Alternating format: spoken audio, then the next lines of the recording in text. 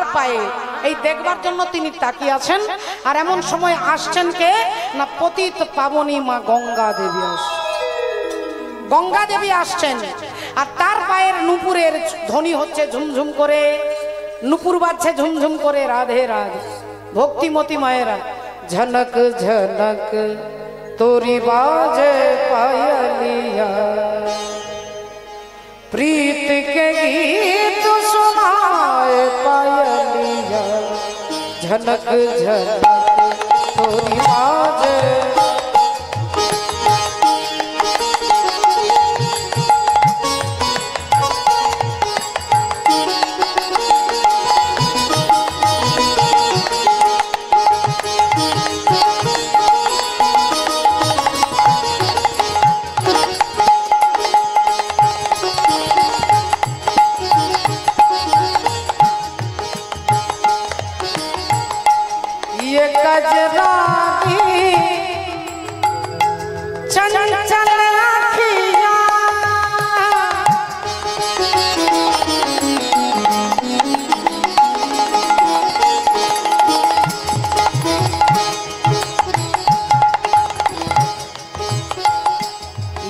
गजरारी चंचल अखियाँ, होठ गुलाबी फूल की पत्तियाँ, लट बिखरे तो गालों में ठहरे, तीर पे तीर चला पायलिया, झनक झनक तोरी बाजे पायलिया।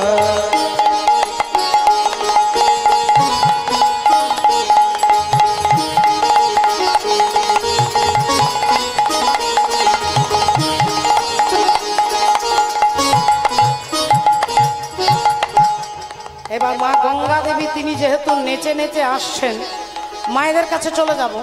আমি একটু জেনে নেব মা, আপনারা যদিও ইউটিউব চ্যানেলের মাধ্যমে অনেকে জানতে পেরে গেছেন বা অনেকে জানেন না, যারা জানেন তারা তো বলতে পারবেন, যারা জানেন না একটু জেনে নি। আচ্ছা, ওই যে মা গঙ্গা পতিত পাবনী আসছেন, গঙ্গা সৃষ্টিকর্তার ব্রহ্মার কোনখানে থাকে? কোনখানে থাকে? ব্রহ্মার কোথায় গঙ্গা থাকে? শিব ঠাকুরের কোথায় থাকে? ভগবান বিষ্ণুর কোথায় থাকেন? পায়ে। ভগবান বিষ্ণুর চরণ থেকে গঙ্গার উৎপত্তি, তাই তিনি চরণে থাকেন।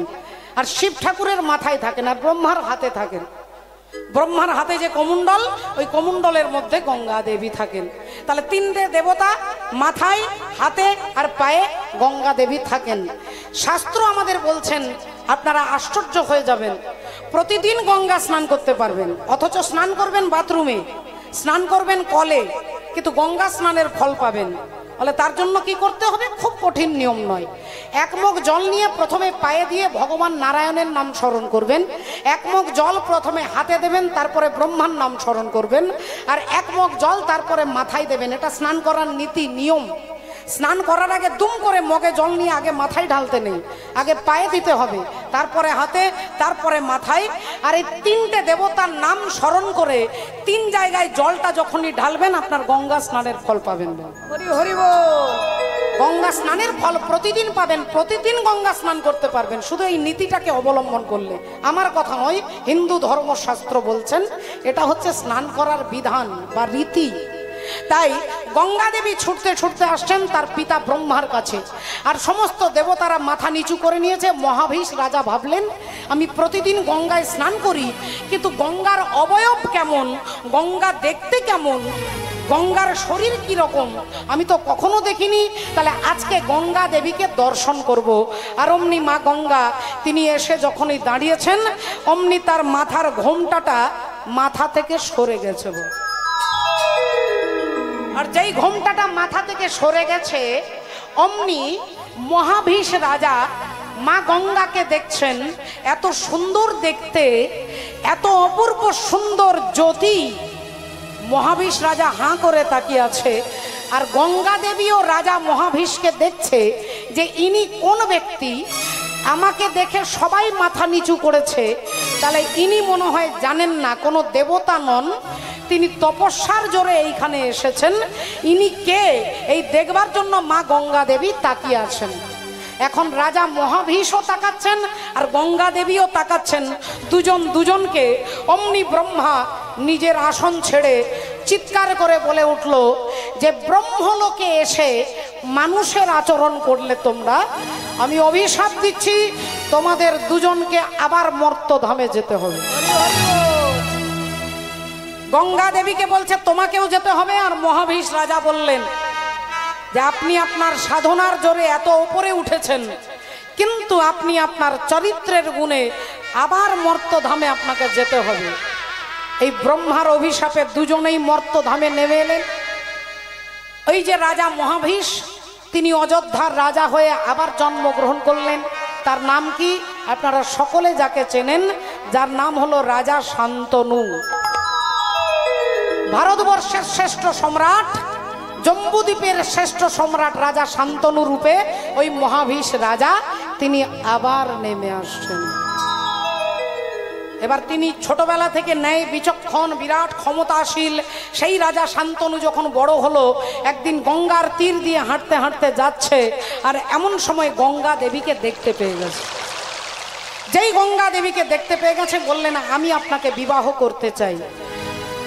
গঙ্গা দেবী বললেন দেখুন আমার বিয়েতে কোনো আপত্তি নেই, আমি আপনাকে বিয়ে করতে রাজি আছি, কিন্তু আমার একটা শর্ত আপনাকে মানতে হবে। কি শর্ত? না, বিয়ে আমি আপনাকে করব, কিন্তু বিয়ের পরে আমি যা করব আমাকে বাধা দেওয়া যাবে না, আমাকে বাধা দেওয়া যাবে না।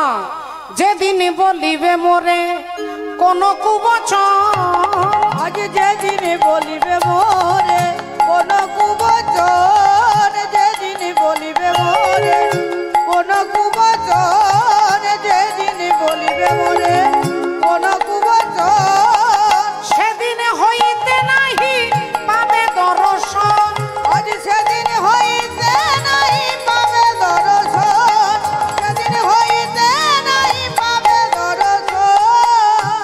যেদিন আমাকে কোনো দুষ্টু কথা, বাজে কথা, নোংরা কথা, আঘাতমূলক কথা বলবেন, আমি কিন্তু সেদিন আপনাকে ছেড়ে চলে যাব রাজা। তাই আমার সঙ্গে শর্ত করে নিন, বিয়ে আমি আপনাকে করব, কিন্তু বিয়ের পরে কোনো দুষ্টু কথা আমাকে আপনি বলতে পারবেন না। যেদিন বলবেন সেদিন কিন্তু আপনাকে ছেড়ে আমি চলে যাব। এখন রাজা শান্তনু বললেন যে ঠিক আছে, আমি তোমাকে কথা দিচ্ছি আমি কোনোদিন কোনো আঘাতমূলক কথা বলবো না, আর যদি বলি তুমি আমাকে ছেড়ে চলে যাবে। এইবার শান্তনু রাজার সঙ্গে গঙ্গা দেবীর বিয়ে হয়ে গেল, বাবা বিবাহ হয়ে গেল, রাধে রাধে। এখন বিবাহের পরে দেখতে দেখতে কয়েক বছর পরে একটি সন্তান জন্মগ্রহণ করেছে রাজা শান্তনুর ছেলে।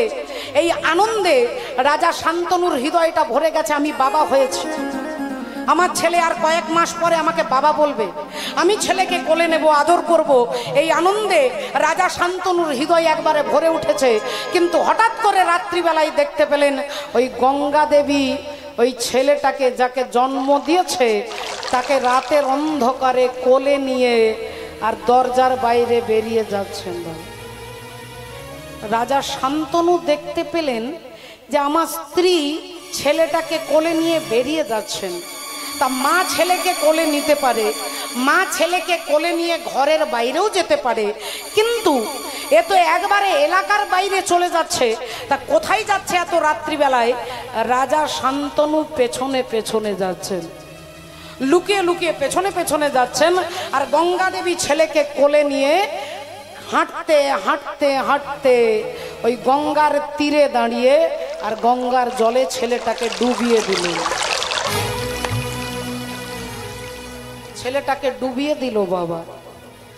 রাজা শান্তনুর বুকটা যেন ভেঙে গেল হতাশায়, দুঃখে, যে আমি ছেলেকে কোলেও নিতে পারলাম না, আমি ছেলেকে প্রাণ ভরে আদর করতে পারলাম না। বিধাতা আমাকে সন্তানের বাবা করলো, কিন্তু আমার স্ত্রী যেদিন ছেলেটা জন্মগ্রহণ করলো সেই দিন তাকে জলে ডুবিয়ে হত্যা করেছে। হাই বিধাতা, আমি এখন কি করি? আমি যদি আমার স্ত্রীর কাছে গিয়ে কৈফিয়ত চাই, তাহলে আমার স্ত্রী আমাকে ছেড়ে চলে যাবে। আমার স্ত্রী আমাকে ছেড়ে চলে যাবে, কারণ আমার সঙ্গে কথা হয়ে গেছে যে আমার কোনো কাজে যদি আপনি বাধা দেন আমি আপনাকে ছেড়ে চলে যাব। তাই বুকে পাথর বেঁধে আবার সময় অপেক্ষা করতে করতে আবার পরের বছর একটা সন্তান হলো। আবার সেই সন্তানকে কোলে নিয়ে রাতের অন্ধকারে গঙ্গা দেবী গঙ্গার জলে ডুবিয়ে দিলেন। এভাবে একটা নয় মা, দুটো নয়, চারটে নয়, সাতটা ছেলেকে গঙ্গার জলে ডুবিয়ে হত্যা করলেন গঙ্গা দেবী। এবার যখন রাজা শান্তনুর ধৈর্যের বাঁধ ভেঙে যাচ্ছে, তিনি চিন্তা করছেন আমার সাতটা ছেলেকে মেরে ফেলেছে, আর আমি সহ্য করব না, আমি এবারে কিন্তু কৈফিয়ত চাইব। অষ্টম সন্তান জন্মগ্রহণ করেছে, আর তাকে রাতের অন্ধকারে কোলে নিয়ে যেই যাচ্ছেন গঙ্গা দেবী, অমনি রাজা শান্তনু পেছনে পেছনে যাচ্ছেন। আর মা গঙ্গা ছেলেটাকে নিয়ে যেই গঙ্গার তীরে দাঁড়িয়েছে, অমনি রাজা শান্তনু হাত দিয়ে বাধা দিয়ে বলে উঠল, দাঁড়াও, তুমি কি কোনো নারী, না তুমি কোনো পিশাচিনী, তুমি কি কোনো মায়াবিনী, তোমার হৃদয় কি পাথর দিয়ে তৈরি? যে ছেলেটাকে তুমি 10 মাস 10 দিন গর্ভে ধারণ করলে, তুমি কেমন মা যে তুমি সেই ছেলেগুলোকে গঙ্গার জলে একে একে ডুবিয়ে হত্যা করেছে? আমি তোমাকে এতদিন কোনোদিন কিচ্ছু বলিনি, কিন্তু আজ আমি তোমার কাছে জানতে চাই তুমি আমার 7টা ছেলেকে কেন মেরেছ? প্রশ্নের জবাব দিয়ে তারপর তুমি এখান থেকে যাবে। তুমি ডাকিনি, তুমি পিশাচিনী, তুমি মায়াবিনী, তুমি পাষাণী। গঙ্গা দেবী হাসছেন, ছেলেকে কোলে নিয়ে।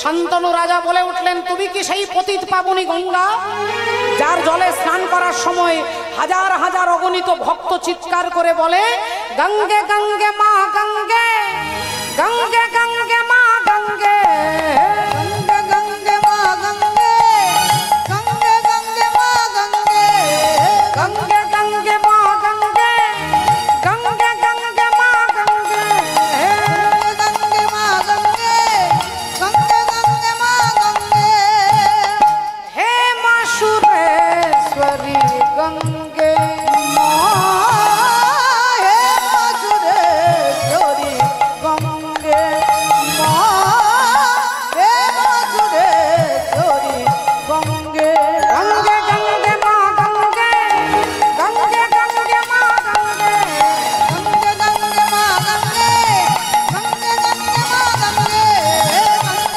মা গঙ্গে, গঙ্গে গঙ্গে মা গঙ্গে। আজ তোমাকে জবাব দিতে হবে, তুমি কি সেই গঙ্গা, পতিত পাবনী গঙ্গা, যার জলে স্নান করলে দেহ অপবিত্র থাকলে পবিত্র হয়?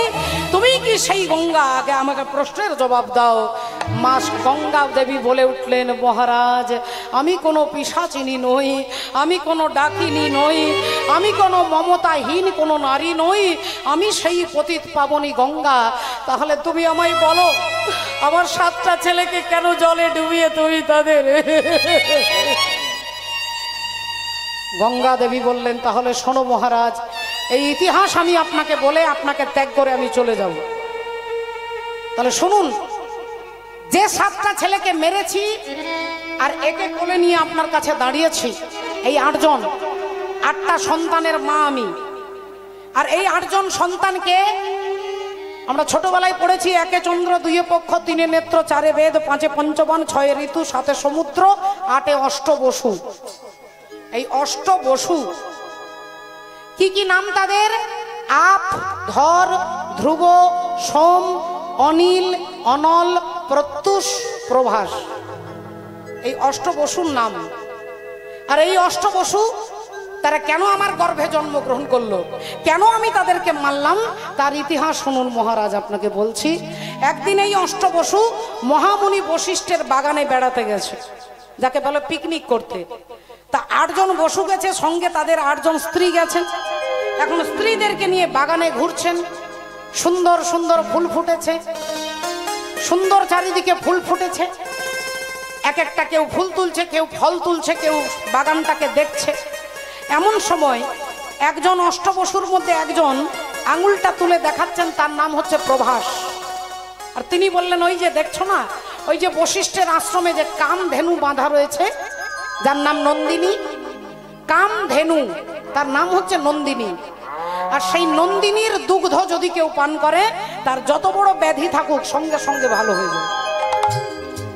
যেই এ কথা বলেছে, অমনি প্রভাসের স্ত্রী তার স্বামীর পা দুটো ধরে বলছেন, স্বামী, আজ আমি আপনার কাছে একটা ভিক্ষা চাই। ভিক্ষা? কিসের ভিক্ষা? তুমি বাড়ি চলো, তুমি যা চাইবে তাই দেবো। বললেন, না, ভিক্ষাটা বাড়িতে নয়, ভিক্ষা আজকে এই বশিষ্ঠের আশ্রমে দিতে হবে। তা বলো কি চাও? বললেন, ওই নন্দিনী গাভীটাকে আমাকে এনে দিতে হবে। নন্দিনী গাভী এনে দিতে হবে? কেন? বললেন, স্বামী, আমার বান্ধবী অনেক দিন বিছানায় পড়ে আছে, হাঁটতে পারে না, ভালো করে চলতে পারে না, বলতে পারে না। দীর্ঘদিন অসুখ ভোগ করতে করতে তার ইন্দ্রিয় শিথিল হয়ে গেছে। আপনি বলেছেন এই গাভীর দুগ্ধ পান করালে ব্যাধি ভালো হয়ে যায়, তাই আমি আমার বান্ধবীকে ভালো করতে চাই। ওই ধেনুটাকে, ওই কামধেনুকে আমাকে এনে দিতে হবে স্বামী, আমি আর আপনার কাছে কিচ্ছু চাইব না। স্ত্রী যখন পায়ে ধরে কাঁদে, তখনই বললেন, দাঁড়াও, একটা কায়দা করি, চুরি করে নিয়ে যাব। এই ধেনুটাকে কোলের মধ্যে নিয়ে আর আঁচলটা ঢাকা নিয়ে অষ্টবসুর মধ্যে প্রভাস অমনি চুরি করে নিয়ে যেই পালাবে, আর যেই পালাবে দরজার বাইরে পাটা রেখেছেন, অমনি নন্দিনী চিৎকার করে বাবা বশিষ্ঠকে ডাকছেন, ও গো বাবা গো।